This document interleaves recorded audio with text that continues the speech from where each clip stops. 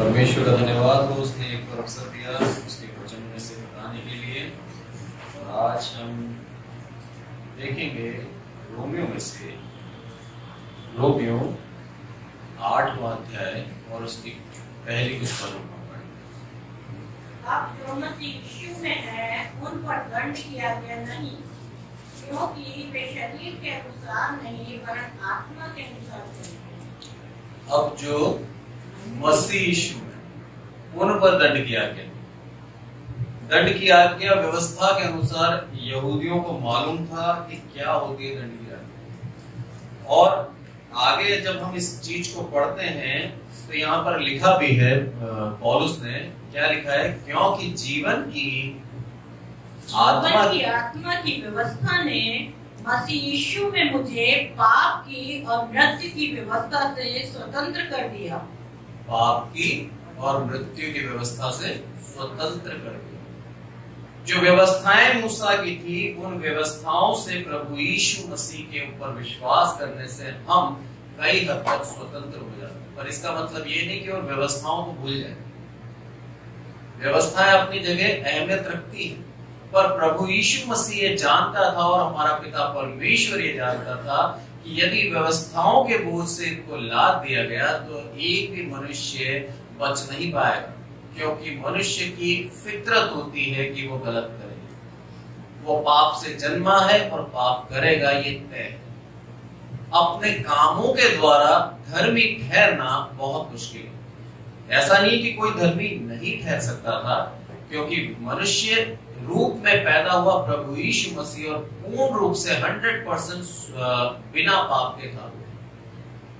उसने बताया कि एक मनुष्य बिना पाप के भी रह सकता है, पर हम जो पाप से जन्मे हैं हम बिना पाप के नहीं रह सकते। हमारे जीवन के अंदर, जैसे अंकल बताता है कि डीएनए में बसा हुआ है, पाप करेंगे, ये हमारे अंदर है। इसलिए बोलता है कि यदि हम व्यवस्थाओं के अंदर अलग उलझ गए तो अपने खुद के कामों के द्वारा हम पाप से नहीं बच सकते, हम धर्मी नहीं बन सकते।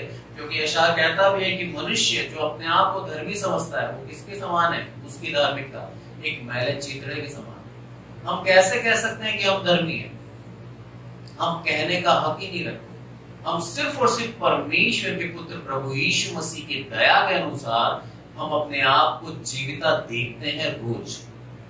अगर उसकी दया ना हो ना तो हम दूसरे दिन का सूरज नहीं देख सकते। कोरोना के अंदर खत्म हो गए करोड़ों लोग पूरी दुनिया के अंदर, हम आज भी जीवित हैं। चौथी लहर आ रही है, उसके बावजूद भी मैं पूर्ण विश्वास से कहता हूं कि हमारी कलीसिया का हर एक व्यक्ति पूर्ण रूप से स्वस्थ रहेगा। ये है हमारी दया, उसका अनुग्रह इस कलीसिया के ऊपर है। ना केवल इस कलीसिया के ऊपर, जो कोई उसके ऊपर पूर्ण विश्वास करता है उसके ऊपर उसका अनुग्रह बना रहता है। और उसने अपने जीवन से ये तय कर लिया था, जीवन से उसने ये देख लिया कि अगर व्यवस्था के अनुसार धार्मिकता पानी चाहे तो वो असंभव है। क्योंकि वो बोलता है कि अगर व्यवस्था की मानो तो मैं क्या हूँ, पूर्ण रूप से यहूदी हूँ। 8वें दिन उसका खतना हुआ, पूर्ण व्यवस्थाओं को मानता था, एक ही परमेश्वर को मानता था। इसीलिए तो वो प्रभु यीशु मसीह को मानने वालों को सताता था। पर जब उसको सच्चाई पता लगी कि उद्धार का रास्ता सिर्फ और सिर्फ प्रभु यीशु मसीह है, तब उसने क्या करा, सब कुछ छोड़कर प्रभु यीशु मसीह के सुसमाचार सुनाने को चल पड़ा।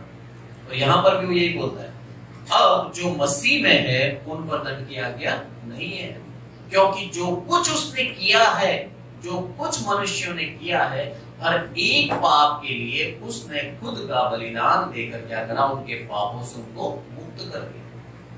3 तरीके से हम पापों की शुद्धि पाते हैं।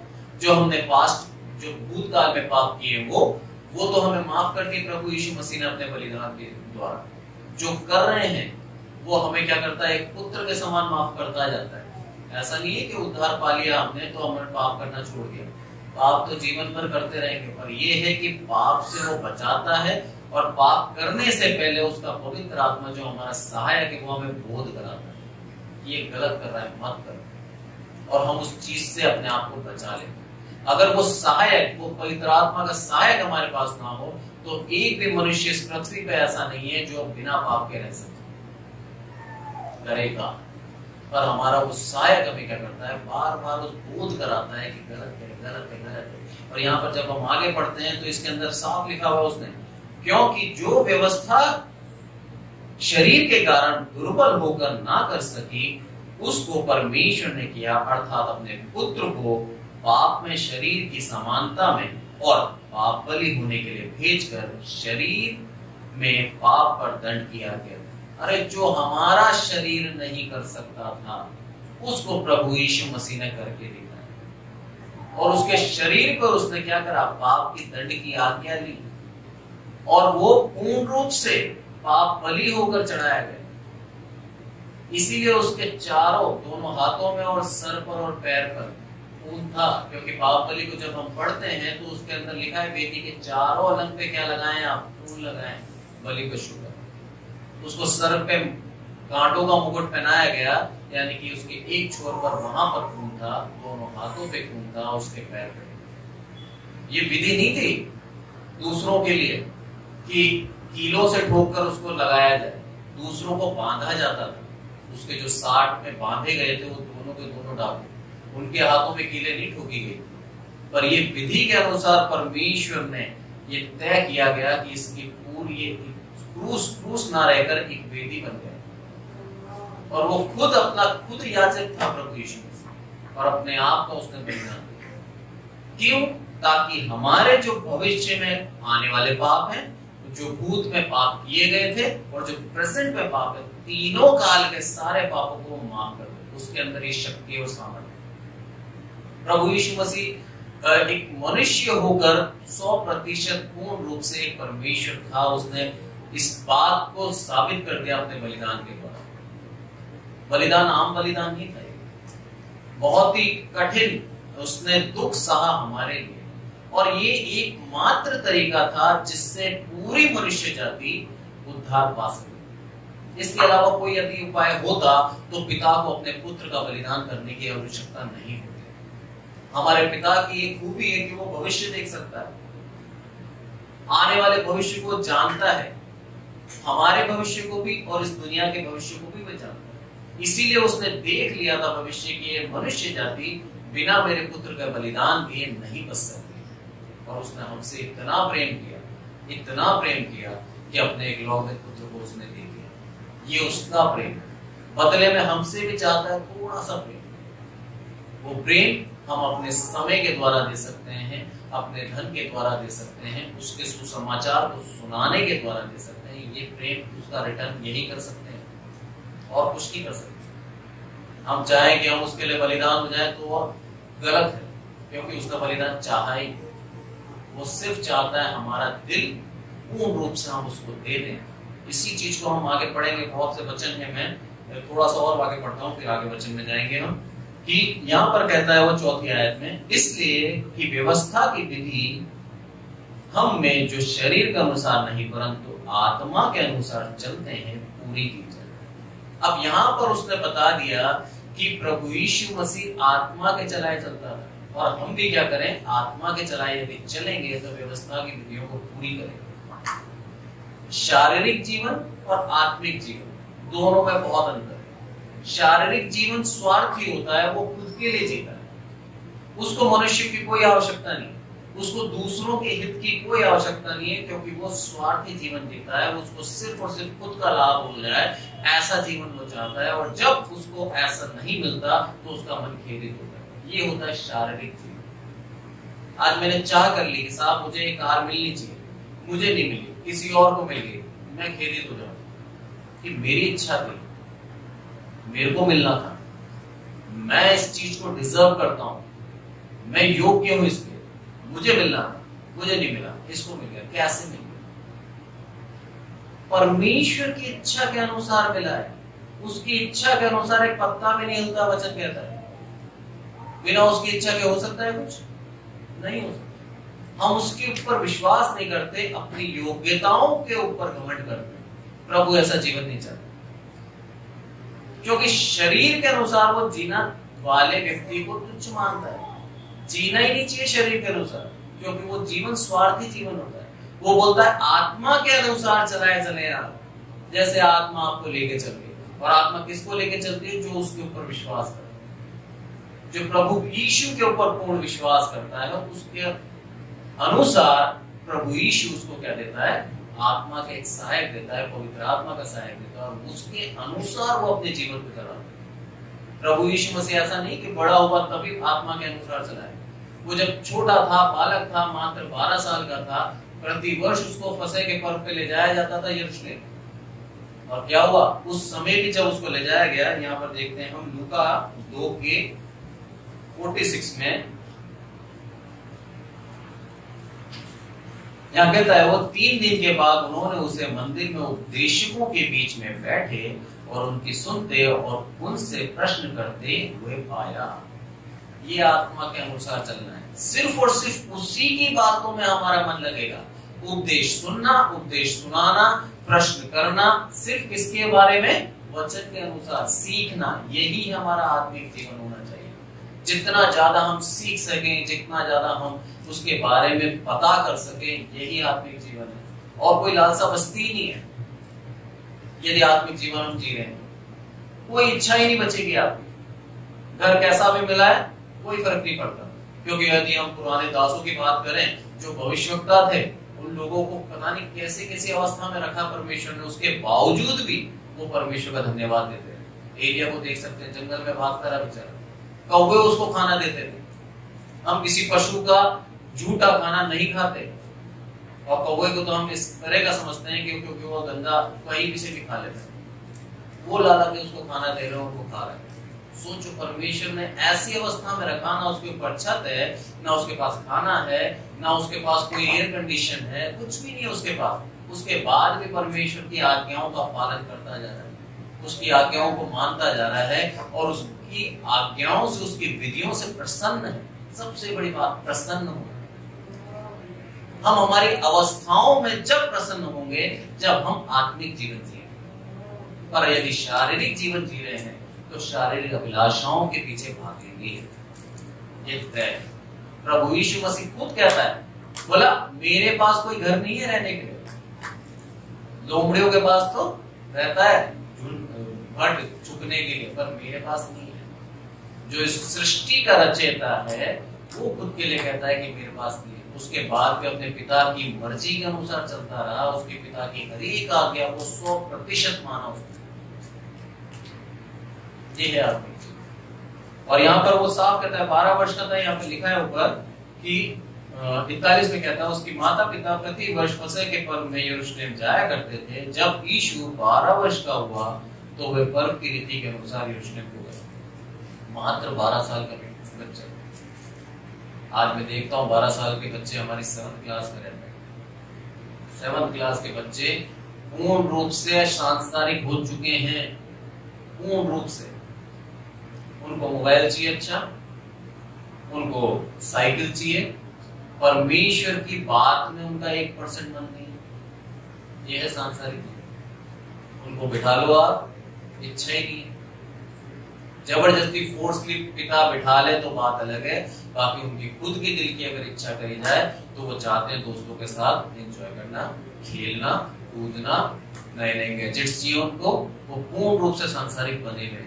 उस अवस्था के अंदर प्रभु क्या है, आत्मिक है, और उन उद्देश्यों के साथ प्रश्न कर रहा है और सुन रहा है। सोचिए उसकी कितनी इच्छा है अपने पिता परमेश्वर की पूरी बातों को जानने। ये इच्छा हमारे अंदर पवित्र आत्मा जगाती है। इस चीज को हम देखते हैं। पहला, पवित्र आत्मा हमें किस तरह से, एक और चीज देखते हैं पहले हम। गलातियों 5:16 में क्या लिखा है,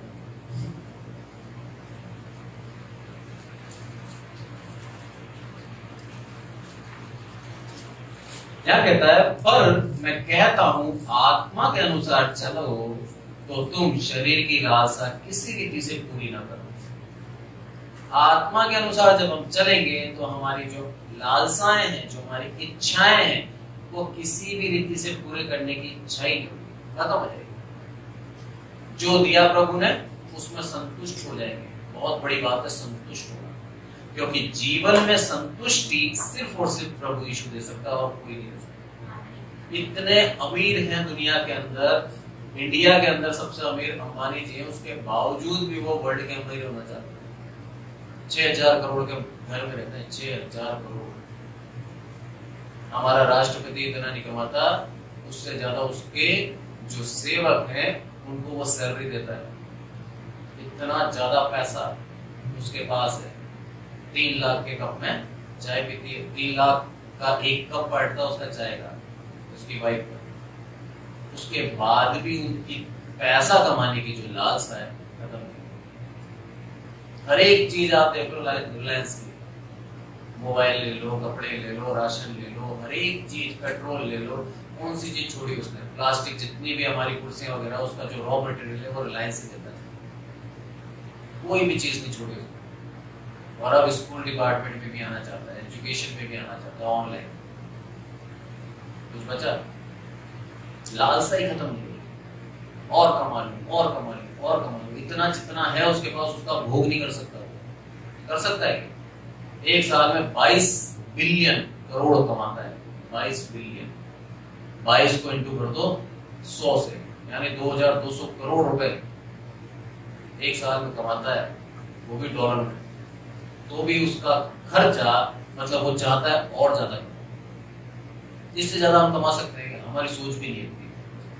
जीवन निकल जाए 1 करोड़, हम अर्जित नहीं कर पाते, संचय नहीं कर पाते। और उसके बावजूद भी प्रभु की दया देखिए कि जो हमें दिया उसमें हम संतुष्ट हैं। हम चैन की नींद सोते हैं। जो देता है वो प्लेट के अंदर उसका धन्यवाद देकर खाते हैं। प्रभु इसीलिए हमें आशीष देते हैं।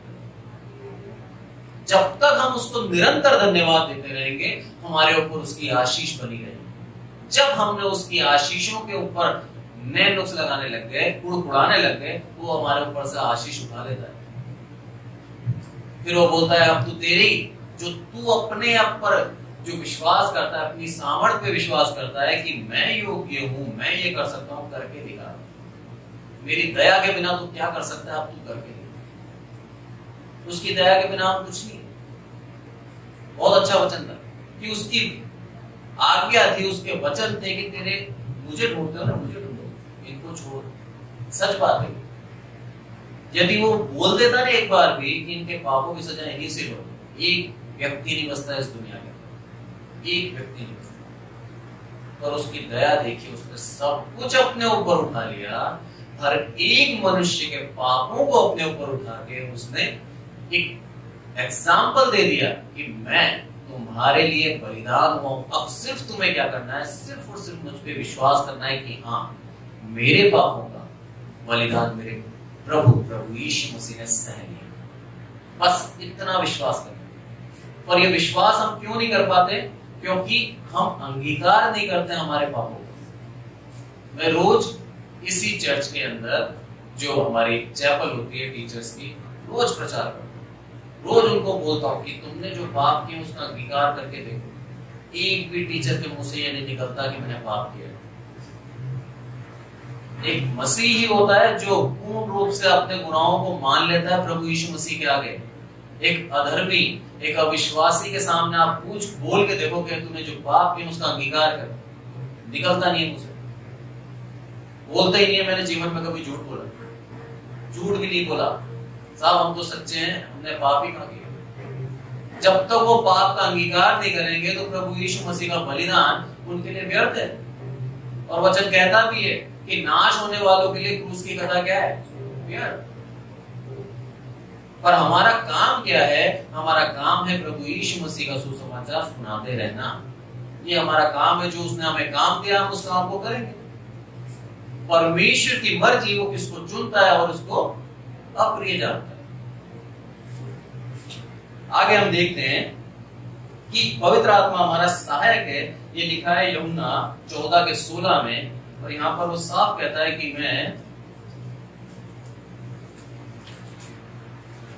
यहां पर कहता है वो, मैं पिता से विनती करूंगा कि वह तुम्हें एक और सहायक देगा और कि वह सर्वदा तुम्हारे साथ रहे। इतनी बड़ी आशीष देके गया हुआ। और हम हमारी आशीष किसमें ढूंढते हैं? पैसों में ढूंढते हैं कि हमारा बैंक बैलेंस खाली है, हमारे पास पैसा नहीं है, प्रभु ने कोई आशीष ही नहीं दी। आशीष की तुलना पैसों से कभी ना करें, क्योंकि आशीष बहुत अलग चीज है और पैसा बिल्कुल अलग चीज है। हमको आशीषित कर रखा है, हमारे बच्चे स्वस्थ हैं और जीवित हैं। हमको आशीषित कर रखा है कि हम स्वस्थ हैं, हमको आशीषित कर रखा है कि हमारी दैनिक जो आवश्यकता है वो पूरी कर रहा है, ये आशीष है। और हमारे को आशीषित कर रखा है कि हमारा जो भविष्य है वो सुनिश्चित कर रखा है उसने कि स्वर्ग राज्य लेके जाएगा, ये हमारी आशीष है। पर हम उस आशीष को यदि आर्थिक रूप से देखेंगे तो हम सिर्फ और सिर्फ अपने आप को निराश करेंगे। और प्रभु क्या बोलता है, आत्मा के अनुसार चलो आप, और वो क्या बोलता है कि सहायक देता है और तुम्हारे लिए क्या करता है, वो सर्वदा के लिए क्या कर रहा है। मैं विनती करूंगा कि वह सर्वदा तुम्हारे साथ रहे, अभी के लिए नहीं, हमेशा जब तक तुम जीवित हो इस संसार में तुम्हारे साथ बना रहेगा वो पवित्र आत्मा। और वो आत्मा तुमको सहायता देता रहेगा, तुमको हर एक बात से बचाता रहेगा और तुम्हारे मन में जो ईर्ष्या, जो ग्रज है उसको खत्म कर देगा, एक पवित्र जन बना देगा। आगे बोलता है वो कि यूहन्ना 16 के 7 और 8 में क्या कहता है वो, तो भी मैं तुमसे सच कहता हूं कि मेरा जाना तुम्हारे लिए अच्छा है, क्योंकि यदि मैं न जाऊं तो वह सहायक तुम्हारे पास ना आएगा, परंतु यदि मैं जाऊंगा तो उसे तुम्हारे पास भेजूंगा। इतनी बड़ी बात है। प्रभु यीशु मसीह का जाना भी हमारे लिए लाभ था, उसका आना भी हमारे लिए लाभ था। यानी कि जो कुछ प्रभु यीशु मसीह ने इस दुनिया में करा हमारे लिए फायदा ही था, नुकसान कुछ नहीं था। कोई नहीं कह सकता प्रभु यीशु मसीह के जाने से हमें नुकसान है। प्रभु यीशु मसीह के जाने से हमें जो लाभ हो, वो लाभ क्या है कि जो मैं जाऊंगा तो तुम्हारे लिए क्या करूंगा, वो सहायक भेजूंगा और वह आकर संसार को पाप और धार्मिकता, न्याय के विषय में निरुत्तर कराएगा। अरे बोध कराएगा तुम्हें, क्या गलत कर रहे हो तुम और क्या सही कर रहे हो। बिना पवित्र आत्मा के तुम पहचान नहीं सकते। और ये बात सच है। आज हमारे जो चर्च के बच्चे हैं ये जानते हैं गलत क्या है और सच क्या है। अभी कुछ दिन पहले मैं न्यूज पढ़ रहा था, जोधपुर की न्यूज थी, लिव इन रिलेशनशिप के ऊपर बारे में बात कर रहे थे। आजकल नया चला है इंडिया के अंदर, शादी से पहले आप रह सकते हैं, भारत सरकार हमें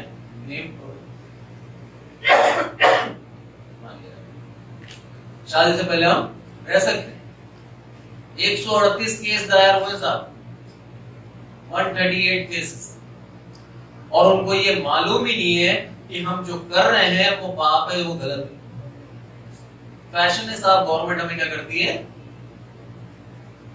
पूर्ण रूप से अनुमति देती है कि हम शादी से पहले रह सकते हैं, क्योंकि उन लोगों के अंदर पवित्र आत्मा नहीं है। वो जानते ही नहीं है कि हम जो कर रहे हैं वो गलत कर रहे हैं। और हमारे जो बच्चे हैं, हमारे बच्चों को हमने बचपन से जो सीख दी है, उस सीख के अनुसार वो ये जानते हैं कि शादी से पहले ऐसे रहना गलत है। इसीलिए बोलता है कि पवित्र आत्मा तुम्हें क्या कराएगा, पाप और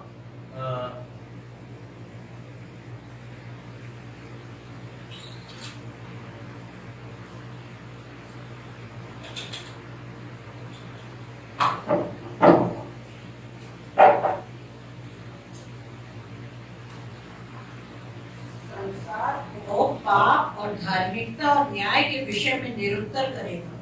पूरे संसार को करते पाप, न्याय और धार्मिकता। धार्मिकता वर्ड बहुत ही ऐसा वर्ड है जिसको समझना हमें बहुत जरूरी है। क्या होती है धार्मिकता, क्या होता है धर्म। एक मनुष्य पवित्र परमेश्वर के लिए जो कुछ करता है अच्छा, उसे बोलते हैं धार्मिक। एक पापी मनुष्य अपने आप को उसकी सहायता से शुद्ध करता है और पवित्र परमेश्वर के लिए जो कुछ करता है अच्छा, उसकी विधि के अनुसार उसे बोलते हैं धार्मिक। और सुसमाचार गॉस्पेल क्या है, वो जो पवित्र परमेश्वर है वो इस पापी मनुष्य के लिए क्या करता है, क्या भलाई के काम करेगा, वो है गॉस्पेल। हम यहाँ पर खड़े होकर गॉस्पेल प्रचार करते हैं, धार्मिकता का प्रचार नहीं है। धार्मिकता तो अपने आप आएगी यदि हम प्रभु यीशु मसीह पे पूर्ण विश्वास करेंगे। ऑटोमेटिक हमारे कामों में बदलाव आ जाएगा और व्यक्ति हमें एक अच्छा और एक धर्मी व्यक्ति कहने लगेंगे। वो दुनिया की गवाही होगी पर हम खुद अपने आप को नहीं कह सकते। पर यहाँ पर हमेशा प्रभु यीशु मसीह ने क्या बोला कि जाके सुसमाचार सुनाओ। और सुसमाचार क्या है कि मेरे पवित्र परमेश्वर के पुत्र प्रभु यीशु मसीह ने हम पापियों के लिए क्या करा, बलिदान दे दिया। ये है सुसमाचार कि वो पवित्रता और हम पापी थे, उसके बावजूद भी उसने क्या करा, हम पापी के लिए बलिदान दे दिया। ये है सुसमाचार। पवित्र जन के लिए तो कोई भी कुछ कर सकता है, पर पापी के लिए करके दिखाया, उसमें है। हमारा पड़ोसी बहुत गाली देने वाला है, पियक्कड़ है, पापी है और पूर्ण रूप से हर प्रकार से बुरा व्यक्ति है, वो हमारे घर पे आता है और कुछ मदद मांगता है, हम देंगे उसको। हमें मालूम है देते पिएगा, और आया 500 रुपए मांगते, मना कर देंगे जेब में होते हुए। और एक कोई अच्छा व्यक्ति है और वो हमारे पास आता है, हमें मालूम है इसकी गवाही अच्छी है और ये सच में दुखी है, वो मांगता है तो हम तुरंत उसको पैसा देंगे। ये एक संसार की सोच है, पर हमारे पिता परमेश्वर की सोच क्या थी? हम वही थे, गंदे, पापी, पियक्कड़, हर प्रकार से गंदगी में लीन। उस व्यक्ति के ऊपर प्रभु यीशु मसीह की दया हुई, उस व्यक्ति के ऊपर जिसके ऊपर कोई दया नहीं करना चाहता, उसके ऊपर दया हुई और उसने क्या कर दिया, पूरे संसार के पापों को अपने ऊपर उठा लिया। यही है गुड फ्राइडे, शुभ शुक्रवार। इसीलिए इसको गुड फ्राइडे बोला जाता है, क्योंकि यहाँ पर हमें यही शुभ संदेश देने को मिलता है कि हमारे पिता परमेश्वर की दया देखिए कि उसने इकलौते पुत्र को क्या कर दिया, हमारे ऊपर न्योछावर कर दिया। बोला तू बच जा, मेरी जो रचना है, मेरे पुत्र को मैं तुम्हारे लिए क्या कर दूंगा, बलिदान करूंगा। तो पहला तो है कि सहायक, और दूसरा ये कि हमारे पापों का बोध कराती है पवित्र आत्मा। तीसरा हम देखते हैं पहला कुरिन्थियों और उसका 3:16 में क्या लिखा है।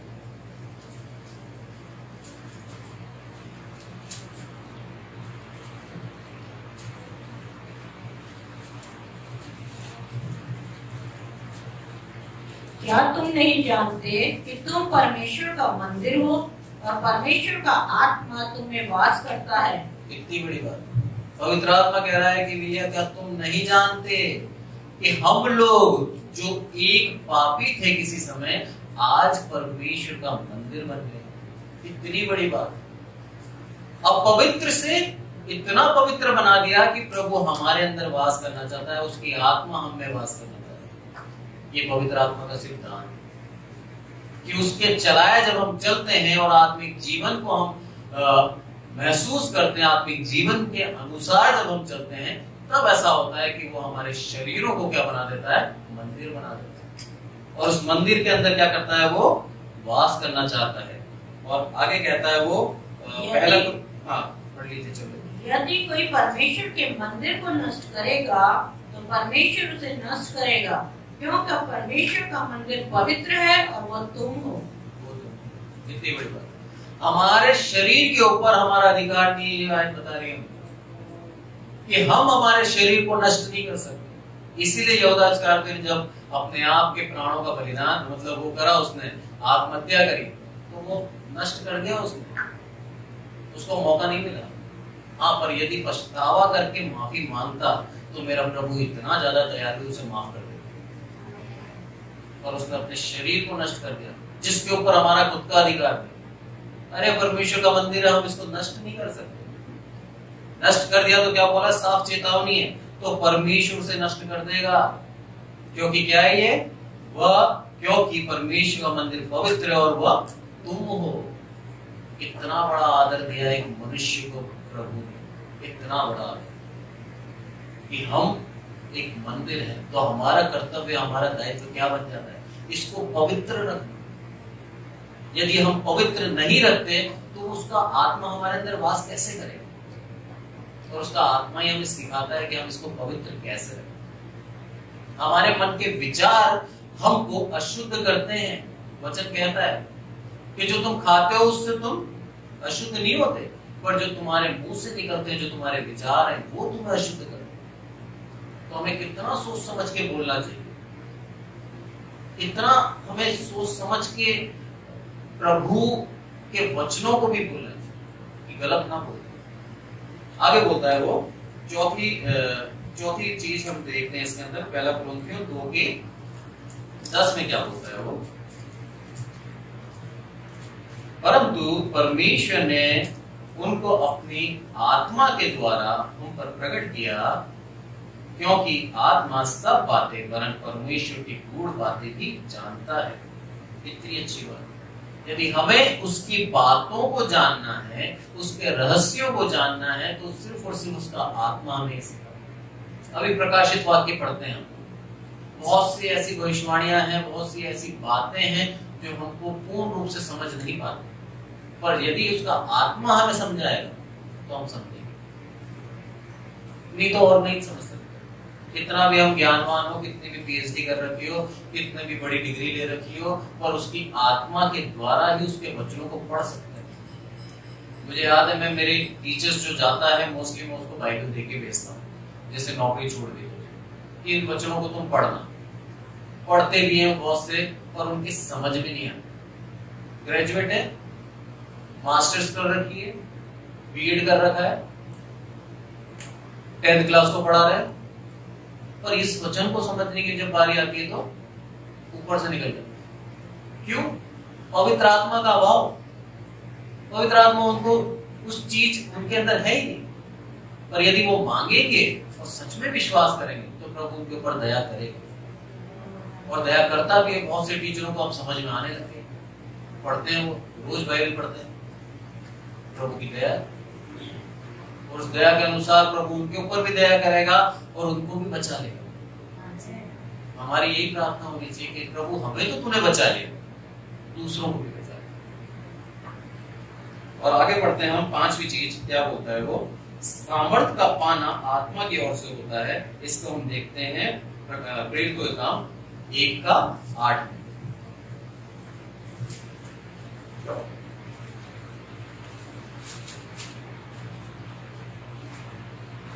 परंतु जब पवित्र आत्मा तुम पर आएगा तब तुम सामर्थ पाओगे, और यरूशलेम और सारी यहूदिया और सामरिया में और पृथ्वी की छोर तक मेरे गवाह होंगे।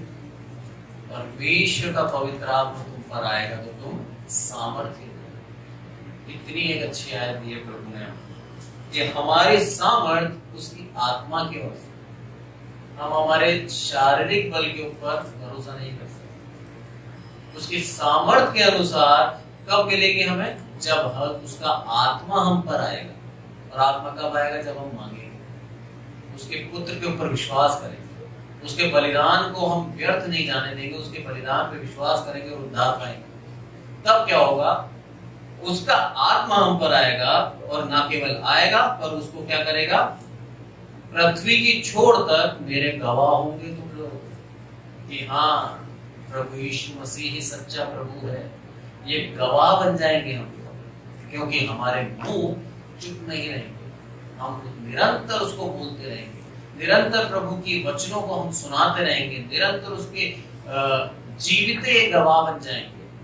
क्यों? सिर्फ और सिर्फ प्रभु की दया और उसकी पवित्र आत्मा के द्वारा। इन वचनों से आज हम यही सीखते हैं कि हम शारीरिक जीवन के ऊपर ना चलते हुए आत्मिक जीवन के ऊपर हम चलें, और आत्मा के चलाए चलेंगे तो हम सच में आशीषित हो जाएंगे। हमको वो सहायता देता है, हमको पाप समझने का बोध कराता है, उसकी गूढ़ बातों को जानने का वो बोध कराता है, हमको सामर्थ्य देता है। परमेश्वर वचनों से हमको आशीषित करे।